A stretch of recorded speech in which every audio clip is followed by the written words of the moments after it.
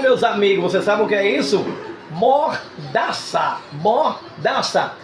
Veja aí o vídeo do doutor Dallagnol, cara, revelador, estarrecedor, cara, é espantoso.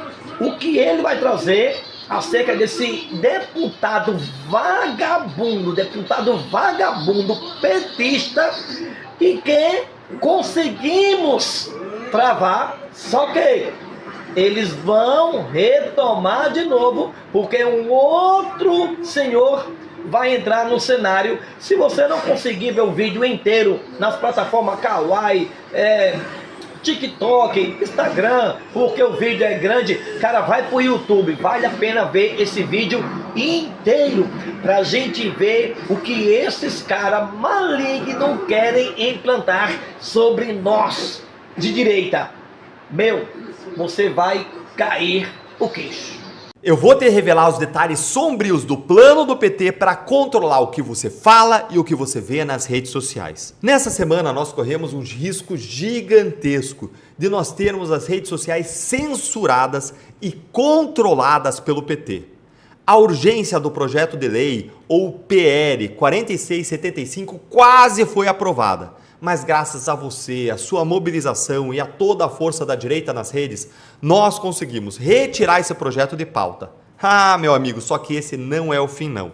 Eles vão tentar de novo e esse projeto vai voltar para nos assombrar.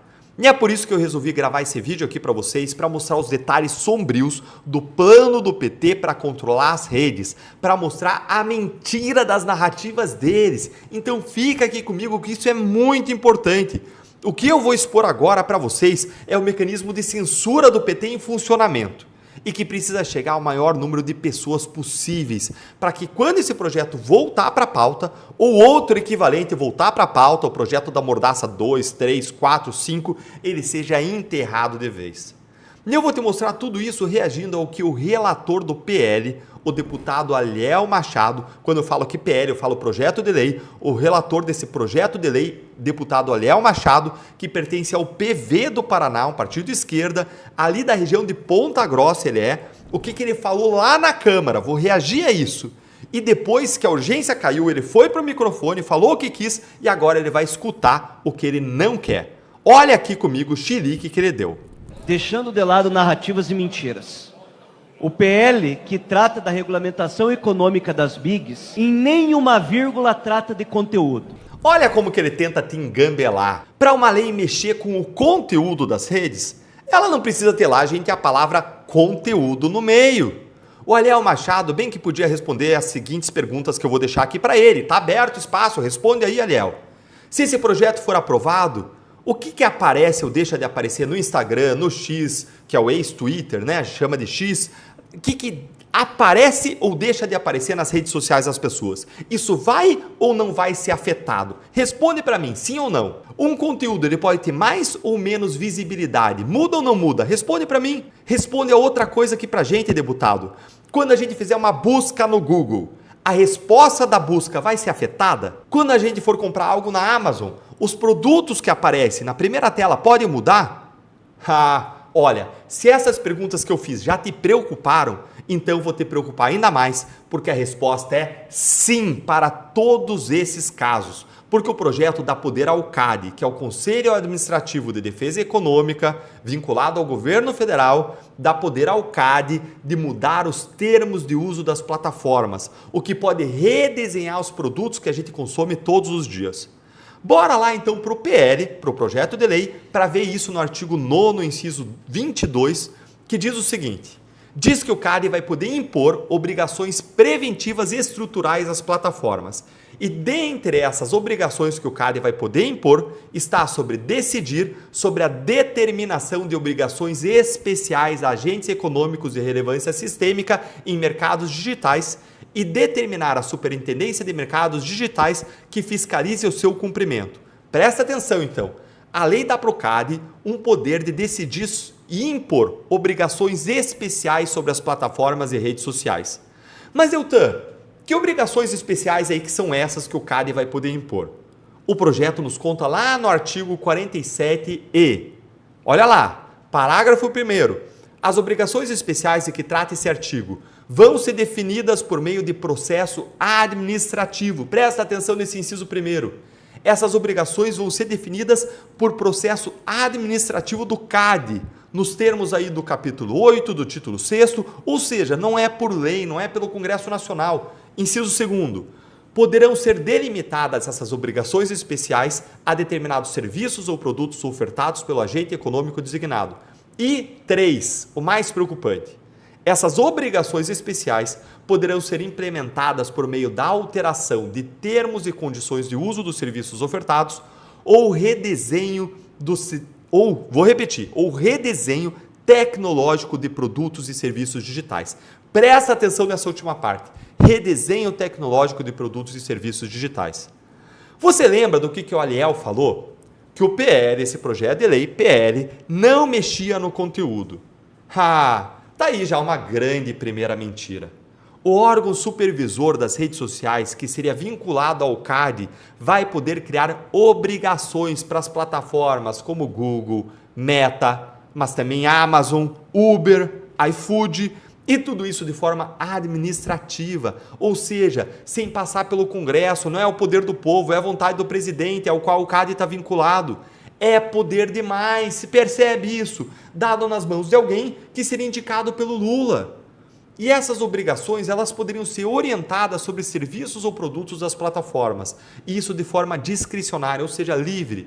Eles do governo iam escolher bater em quem eles quisessem, colocar multas, punições, regras sobre quem eles quisessem, como eles quisessem. Isso é uma grande ferramenta de intimidação. E o terceiro inciso é o mais perigoso de todos. O governo ia simplesmente mandar alterar termos e condições de uso dos serviços ofertados, ou então o redesenho tecnológico de produtos e serviços digitais. Você sabe o que isso significa? O PT mandando as redes sociais mudar o código, o algoritmo da plataforma. Gente, pegou o código aí, como diz o outro? O PT simplesmente vai poder mudar o algoritmo. Para um pouco, respira, pensa. Imagina se o PT tem o controle do algoritmo das redes.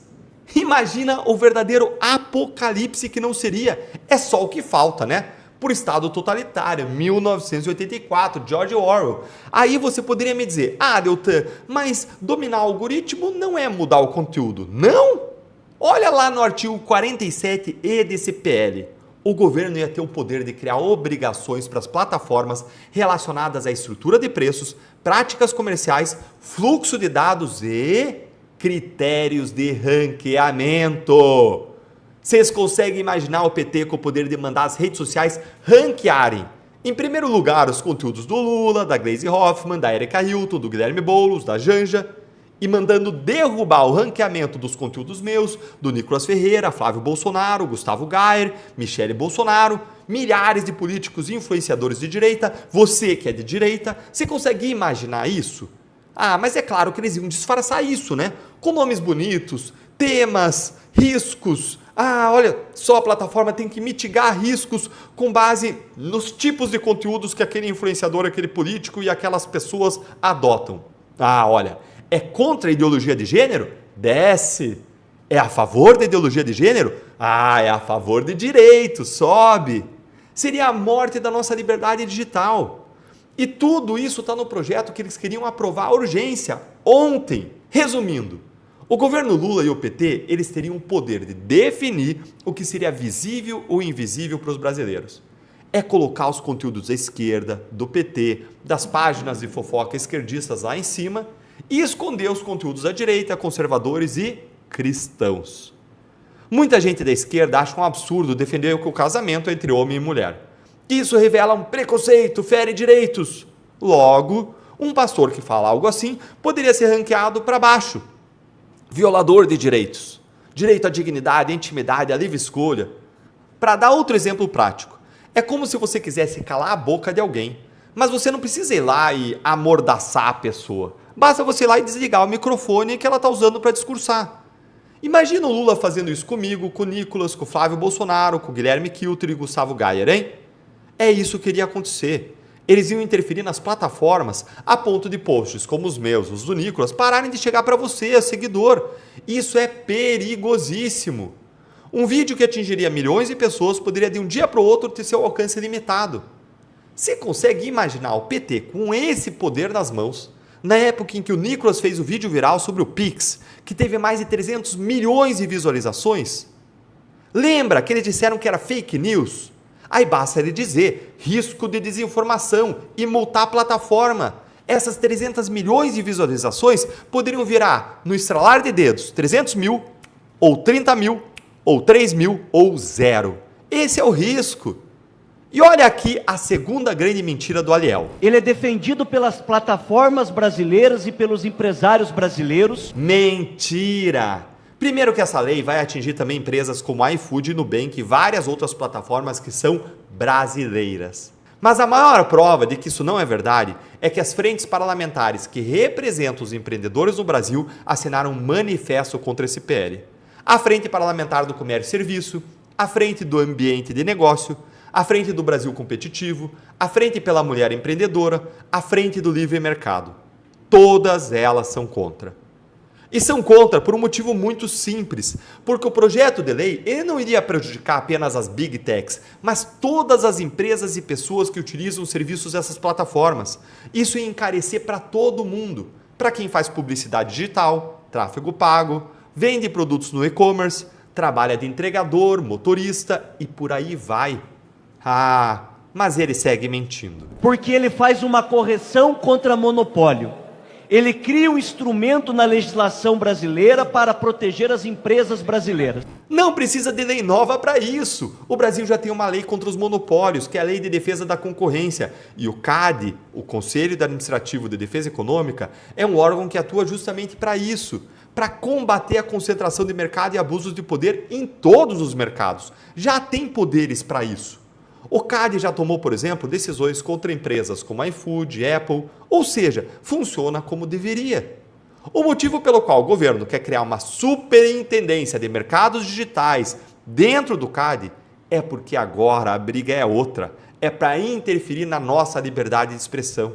E aí ele joga um discurso que a turma pró-censura adora repetir. O mundo inteiro está fazendo isso.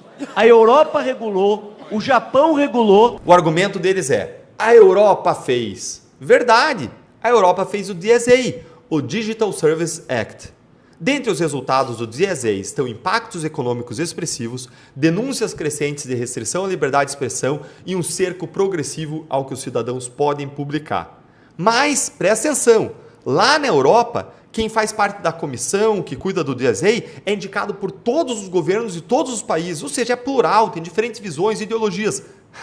Aqui no Brasil não. Aqui seria um governo, uma ideologia, uma visão de mundo que ia emplacar o chefe desse órgão, dessa superintendência, e aí você já sabe o que vem por aí, não sabe? E mais, gente, a legislação europeia ela prevê multas de até 6% do faturamento global anual das empresas no caso de descumprimento das suas diretrizes. Isso é muito. E em dezembro de 2025, a Comissão Europeia multou a plataforma X em 120 milhões de euros. Até novembro de 2025, a comissão tinha aberto 14 investigações envolvendo plataformas como Facebook, Instagram, TikTok, AliExpress e X.